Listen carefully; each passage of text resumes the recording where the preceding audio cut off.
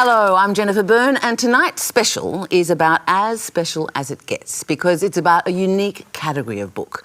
Books so powerful, so persuasive, they actually changed the fabric of our world. They seeded ideas, they fired debate, they often provoked fierce resistance, but these were books which couldn't be ignored, and their influence is still with us. Four guests from four very different backgrounds are here tonight to discuss the books they see as landmarks in their various fields. Starting with Danielle Clode, who began her studies in politics and psychology before receiving a Rhodes Scholarship and switching to zoology to complete her doctorate. Science and natural history are her big subjects now. The latest of her 6 books is A Future in Flames. Now, Mark Carnegie grew up wanting to be a marine biologist, but became a venture capitalist instead. He's spent the last 25 years as an investor and corporate advisor in New York, London and Sydney, and really annoyed some of his fellow bizoids last year by arguing the rich should pay more tax. Geoff Dyer is a critically acclaimed journalist, essayist and author who's been described as possibly the best living writer in Britain. No pressure then. He's an Oxford grad but claims his quality of study was much higher while living on the dole in Brixton in the early 80s. Finally, the formidable Christine Wallace, one of this country's leading political journalists, editor of Breakfast Politics, and notable biographer of, among others, John Hewson and Germaine Greer, though not Julia Gillard for reasons we don't need to pursue here today. We are more than thrilled to have them all with us. Won't you please make them welcome?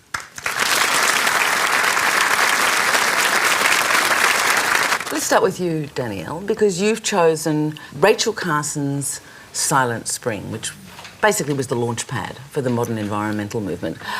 What was it about that book that took off and has registered so strongly with you? Rachel Carson's book really documents the impact of pesticides particularly on the American countryside, but also around the world. So she as somebody involved in fisheries and agriculture, she could see the impact that these pesticides were having and the terrible destruction that they were causing. And her book was highly influential in having things like DDT regulated and removed from common use. I assume you all are familiar with the book, or at least the influence of the book. Well, yeah, this is. It's a classic book like this in that how to put it. Yes, I'd read it, but not personally.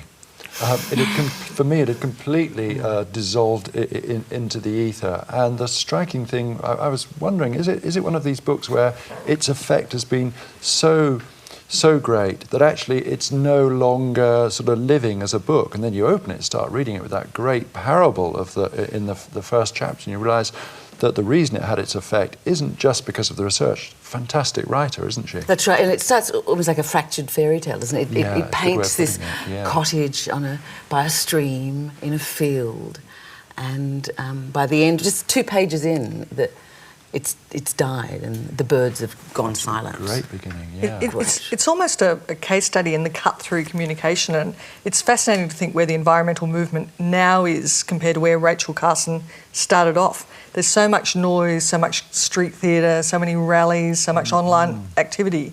But looking back at how Rachel Carson did that book, a quiet, solitary science author, operating quietly and modestly and calmly, giving very calm interviews, looking like a completely regular person, despite, the agricultural chemical industry trying to demonise her and position her as some crazy. That hasn't changed much, Well, that was the part where I disagreed. The thing that I was absolutely shocked by reading it is why the environmental movement hasn't actually recruited the impact she had in terms of dealing with global warming. The truth of the matter is DDT did get rolled back significantly.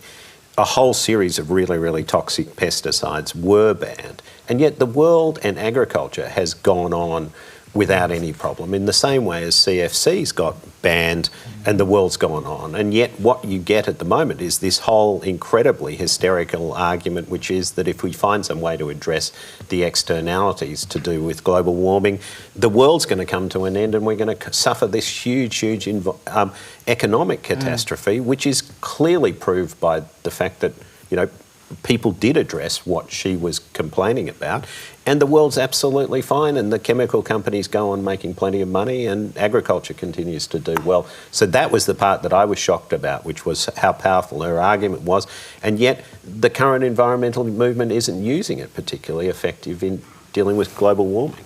Does that come back to the fact that she was just a particularly powerful communicator, that she really was a one-off? I think she did have an established audience. She was already a best-selling nature writer, and I think that she had connected already with that broad audience in terms of her love of the natural environment, which is interesting when we come to these.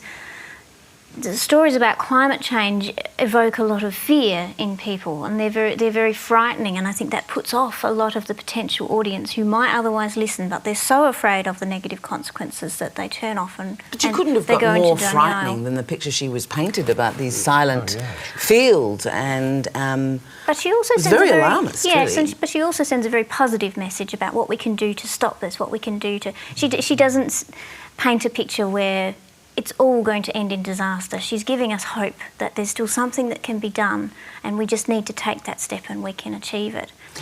I don't think well, certainly not us, but I don't think anyone would actually challenge the inclusion of Silent Spring. It's an enormously influential book. Your book, Mark, is a more popular book, a bigger surprise. Tell us why you think financial journalist Michael Lewis's first book, Liar's Poker, changed the world. Because he lit the fuse that blew up the world in the great financial crisis. If you actually look at his description of the beginning of the mortgage-backed securities market in Salomon Brothers, and the way that he has this sort of rather strange window on this whole obsession with money, to my mind, what Michael did was legitimise this absolute obscenity that destroyed the world financial markets. And if you reject that premise, I think you certainly see a book that changed the world in terms of a minor premise. He changed financial journalism and talking about money irrevocably. What Michael Lewis was trying to do when he turned his back and said, look, here I was on the threshold of a hugely successful career at Salomon Brothers and walked away from this to do something better, really saying to everybody else, you should walk away from this obsession with money. So are you saying that Michael Lewis's book changed the world for the worse, if you like? Yeah, I think he did exactly the opposite of what he was trying to do. What he was trying to say is, this is just disgusting. And instead, everybody looked at it and said, no, this is absolutely fantastic. Let's get more obscene, make the thing go even worse, so that whole culture where he sort of lifted up the carpet, looked at the cockroaches underneath and said, isn't this horrible? And everybody said, God, I want to be a cockroach. Yeah, I guess there's a long history of this, isn't there? It goes right back to Blake saying of Milton that he was of the devil's party without knowing it. Yes. You know, so yeah, there's some prehistory. I mean, it did make the sort of excesses and hijinks, really of really high capitalism, look kind of fun. I agree, and so that's my point. And that's the trouble. It's now leading to, Greeks rioting in the streets as this has flown on through the decades, and the GFC occurred and it's compounded and now flowing through Europe. I mean, this is actually killing people on the ground.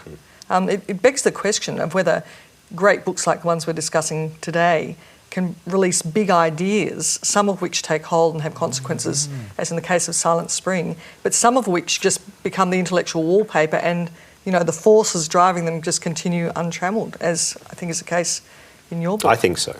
Jeff, this is your pick. Yeah, so Ways of Seeing, published in 1972. And I think it's not just a book that changed things, it was itself an example of change. So it was the book of a TV series. And I don't think the book on its own would have been so influential were it not for the TV series. Okay. So it's a book, I guess, about art history, the way that we look at art. Berger, that by then he was sort of famous as a left-wing Marxist art critic for the New Statesman.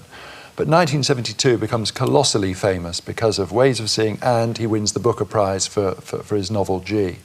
gets into a load of trouble because he gives half the prize money for the Black Panthers and keeps the other half for himself. Gets criticised for the left for keeping half and by the right for giving... Anyway, so yeah, 1972 was his year, but it seems to me that it's important in so many ways. He demonstrates that it comes in the wake of that Kenneth Clark series, Civilization, where we all stood and looked and gawped at the great triumphal history of Western civilization and the wonderful art it produced. Berger comes up with really, I suppose, an ideological critique of that. So he says with oil painting, it's a celebration of private property. Looks at this famous, timeless classic Gainsborough picture of the two people standing there with a lovely English countryside in a really quite effective agitprop way. He says, this is how I see this painting. Just puts a sticker on it saying, private property, keep out. He does that, but I think probably for me the most... and then he also talks about the way that reproduction of works of art has changed the way that we see them. But the most enduring part for me was it's 1972, right in that first wave of feminist publications. And he looks at the way that women have been presented throughout the history of painting. This is great. He has this great sort of aphoristic style. He says, men act, women appear. And then what he does, there's whole chapters which are non-verbal, just pictures, and he juxtaposes these timeless, undisputed classics of Western art, like where there's lots of nude women, of course, and then shows how the poses have been completely replicated in what this sounds so quaint in the era of internet porn. So it shows how the poses were replicated in girly magazines, and they are absolutely. And bear in mind, this was not something that was influenced by the female eunuch or sexual politics. It was absolutely contemporaneous with it. And there's a great line he on the nude where he talks about that nudity for a woman is like a uniform, and it signifies that you are available for sex.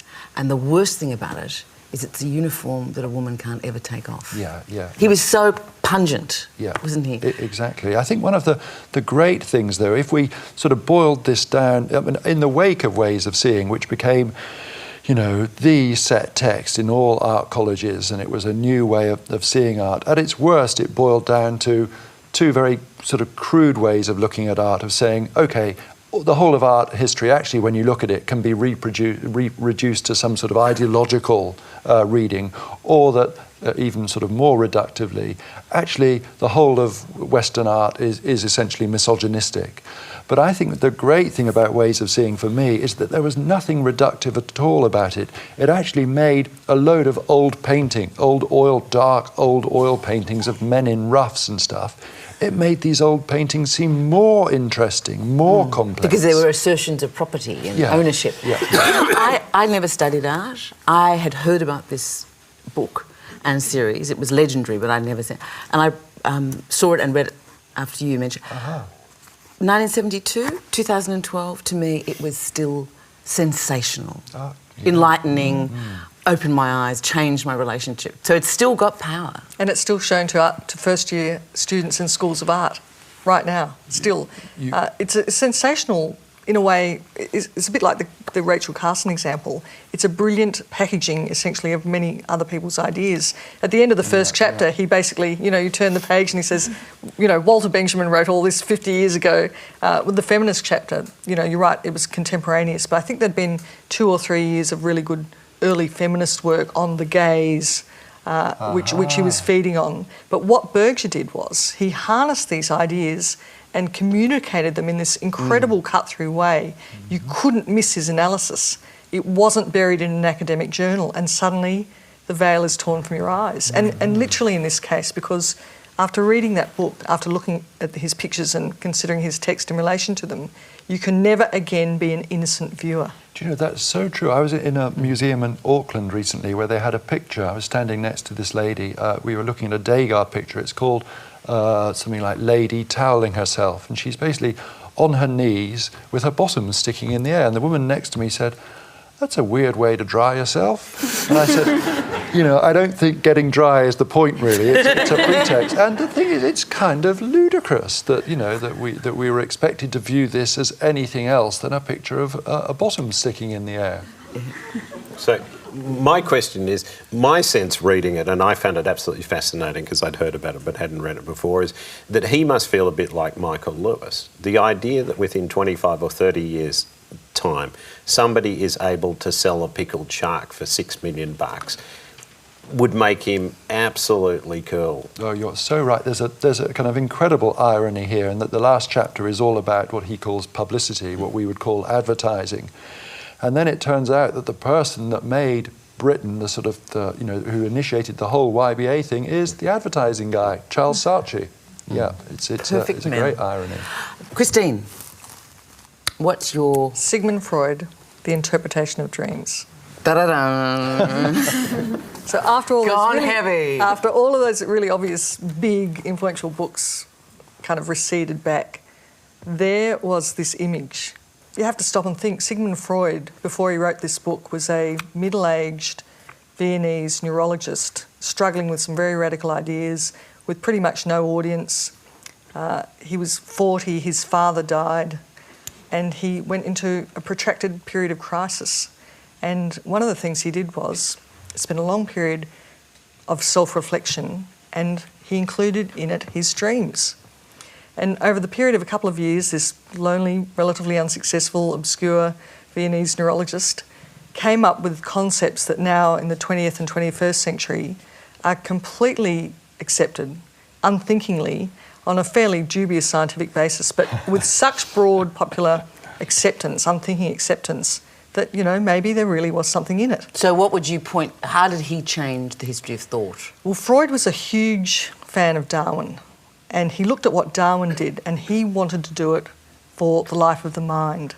He actually constructed in The Interpretation of Dreams the first kind of what has become a broadly accepted map of the mind, that we have this thing called a conscious mind, that we have an unconscious mind, that in fact that's where the big drama of our lives are happening, that it happens, largely stocked up through events in our childhood, that the incredible primal drives in the unconscious shape and influence our whole lives, and in fact that it's the kind of repository of really valuable data about ourselves that kind of break through every so often in the form of dreams. When I first read Freud, and it was at the same time that I first read Marx as well. When I read Marx, I thought instantly, yeah, this is right. Of course, the cultural follows the economic.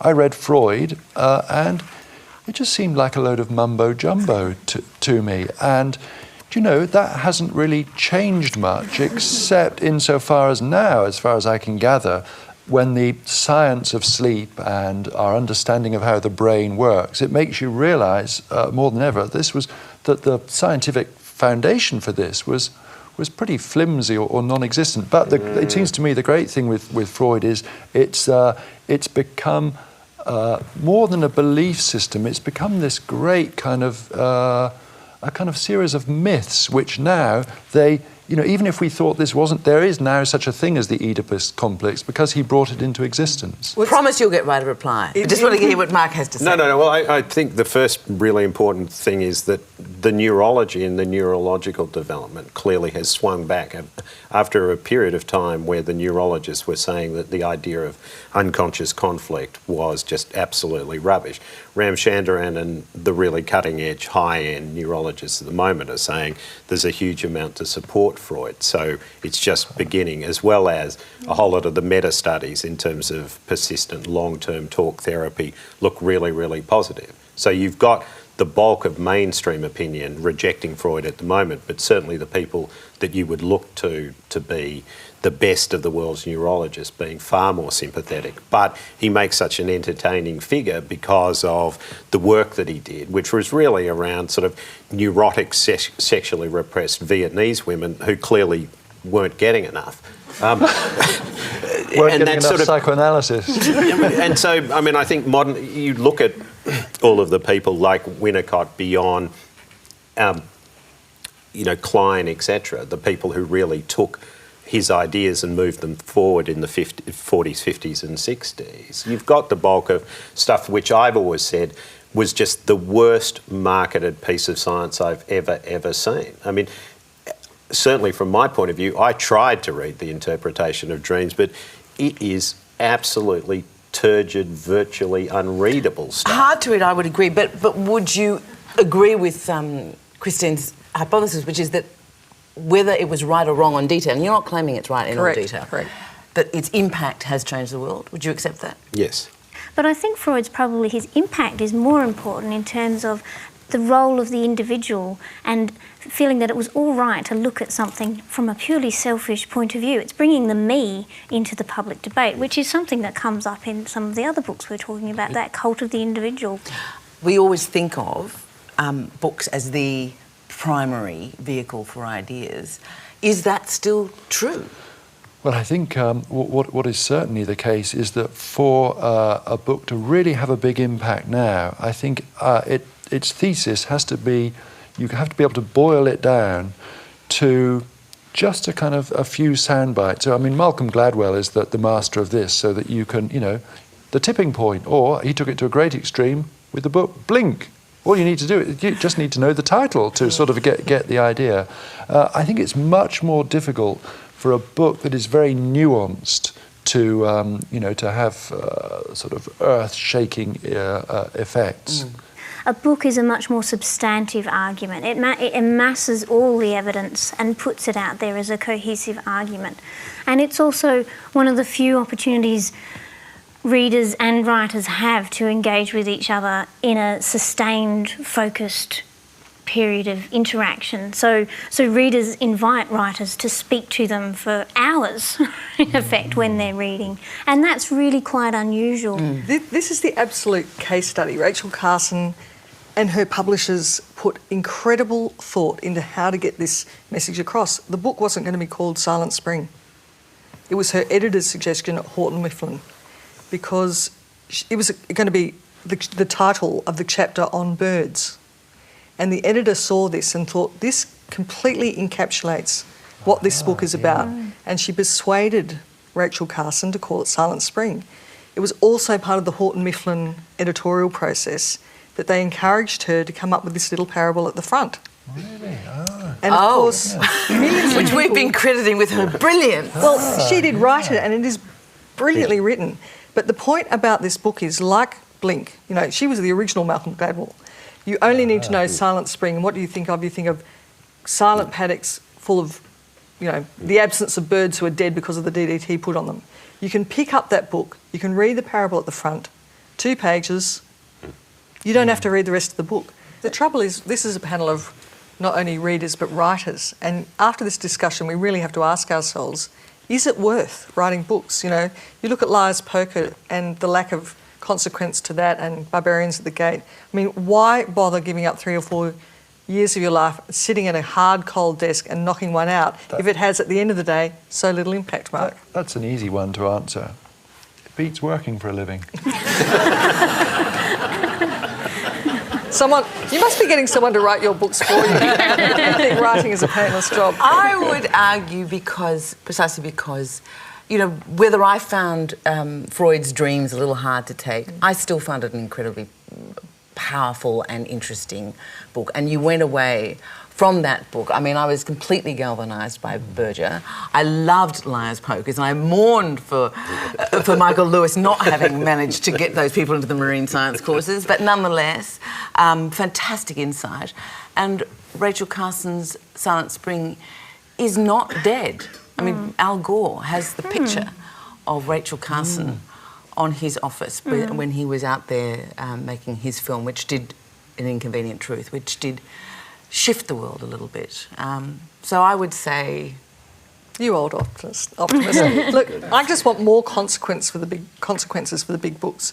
Rachel Carson would be amazed by today's environmental movement. Yet, how hard was it to get a carbon price up in this country? It's ridiculous. The asymmetry between the power of the case embodied in books like these and the consequences, the actions that flow from them.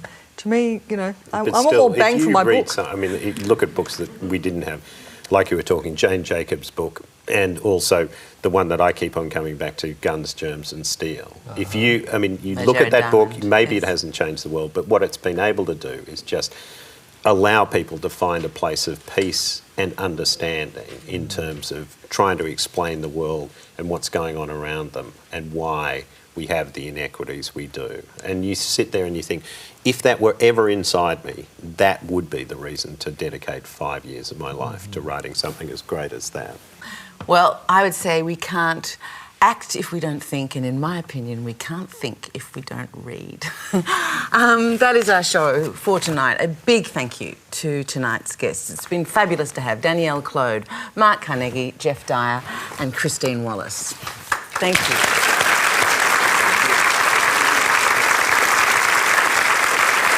And you know, given there are as many books as there are readers, and there are ideas to burn, this has been such a great special. We think we should do this every year. So why don't you go to our website or our Facebook and tell us your nominations for books that change the world, because we're going to come back to this subject. It's a beauty. Please join us, won't you, for the regular book club next week, where we'll be joined by Charlotte Wood and Jeffrey Cousins. Until then, very happy reading. Thank you for your company and good night.